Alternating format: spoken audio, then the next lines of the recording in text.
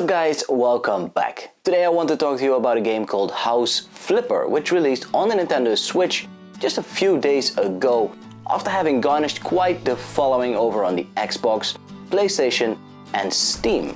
Now as for myself, I have some mixed feelings about this game and we'll go over just why during the course of this review. But before we do that, I'm enthusiastic to announce we do have another Nintendo Switch game giveaway, as I'm giving away a copy of House Flipper. All you have to do is scroll down to the comment section down below and enter the giveaway. And with that out of the way, let's have a look at House Flipper for Nintendo Switch. As a professional architect, I am keen on playing construction simulation games, and one of my favorite games thus growing up was The Sims. Just about every iteration in this series really, culminating in The Urbs on the Nintendo GameCube. Be sure to check that one out if you've missed out on it. So, when I found a review code for House Flipper pop up in my mailbox, I just dropped everything inside and dived straight in. In House Flipper, you play as an investor who buys houses in need of renovation, some more so than others. And the goal is to turn a profit. And that's just about it, really. But the way you go about it is entirely up to you. The thing is, you're not just an investor. You're a repairman, a common house cleaner, stylist, plumber, a one-man wrecking crew, a painter, and such and such. The game will have you start from what can only be described as a shack, which somehow bears the name Office. After getting rid of the initial garbage, you'll find a laptop hiding on the desk. Turn it on and browse over to the mail. Here you can browse through requests which come in, having you learn the ropes of the game and in the process earn some hard needed cash.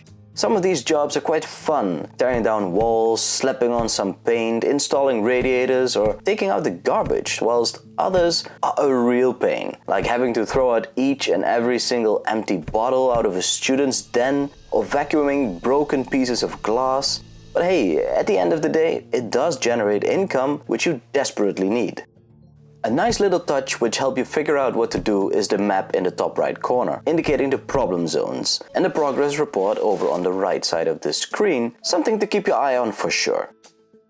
After gaining some startup money, go ahead and buy your first property. You do this by going over to the laptop and open the browser. This will display a long list of properties to buy along with the photos of the place.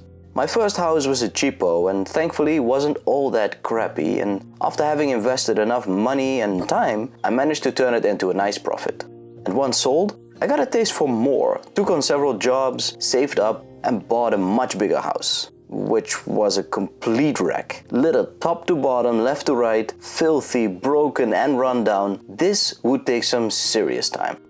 Speaking of which, the more time you spend in-game, cleaning, building, painting, etc., the faster you gain so-called skill points. With these points, you can upgrade your abilities, like save on your paint usage or paint multiple walls at once, get a better sledgehammer or install utilities much faster than before, all of which greatly help in getting your chores done in a timely fashion. The game initially starts off rather slow and things do take time, but once you get some skill points and use them cleverly, the game starts to pick up the pace. In my second house, I decided to knock out the wall dividing the living room and kitchen and instead create a nice open space. Another modification to the house was to get rid of the internal passage to the garage, tear down the wall to the bedroom, install a new wall so as to divide the spaces just about evenly and create a nice bedroom and office space instead. Other than that, just about everything else in the house needed to go, either by throwing it out or selling it off if there was any leftover value there. And after having put in just about 3 hours into remodeling, furnishing and everything in between, I auctioned the house, and sure enough, I earned about double the investment. Great stuff this! And what's more, during your remodeling, but more so after auctioning off the house, you will get plenty of feedback from the people interested, which helps in figuring out what your customers want, helping you to, you guessed it, make more money. So far, so good. Well, let's get into what really got under my skin. For starters, the game doesn't always run that smoothly, as you can see, either in handheld or docked, although I can see past that. To be honest, it's not game-breaking in my book. What is extremely frustrating though, is the fact that for some reason, at times the character decides to just walk off, like I'm holding down my control stick, which in fact I am not. I have tested this with wired and wireless Pro controllers in handheld using the Joy-Cons, and I can assure you it is a problem with this game. I'm quite confident though that they can and should patch it out at the earliest, like this week. Another issue with the game is that for some reason, plastered patches remain visible even after having painted them over. I think this is somewhat of a bug rather than by choice, but guys, patch it out. The same thing can be said about places where you have knocked out walls. For some reason you cannot put any flooring over it. I mean, why? Well, all that aside, the background music is quite nice.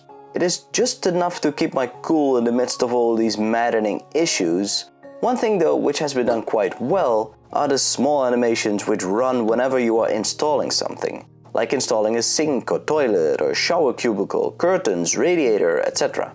Assembling these will have you press specific buttons in succession, although there is no penalty if you press the wrong buttons. And it is quite educational as well, as this is just about how to do it in real life.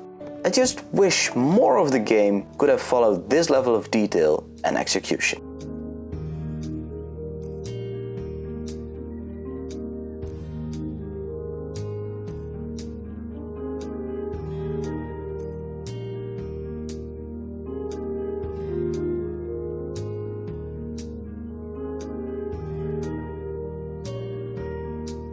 Well guys, there you have it. House Flipper for Nintendo Switch. It's a deal of take it or leave it, really. I mean, there's some really strong points going for it, like that assembly part, having you press this button and that, all the while educating you in the process. It's a pretty nice touch.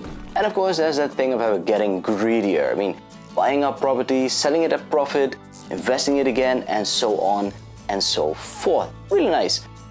But unfortunately, the game has a few too many issues plaguing the game, and I urge the development team to get back into it and patch these things out ASAP, because at its very core, it's a very addictive game, which can get quite some following on the Nintendo Switch. I'm pretty sure of that, especially with channels like YouTube and Twitch and all that stuff.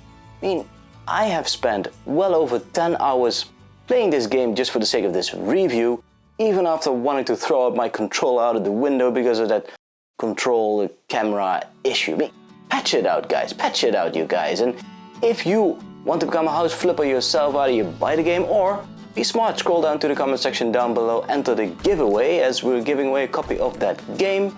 In any event, be sure to drop a comment in the section down below. Have you played this game on any other platform already, or are you planning on picking this one up on the Nintendo Switch? Or you think just leave it, just not my cup of tea. Any event, be sure to hit the like button if you have enjoyed this review, subscribe to the channel if you haven't already, and I will see you next time.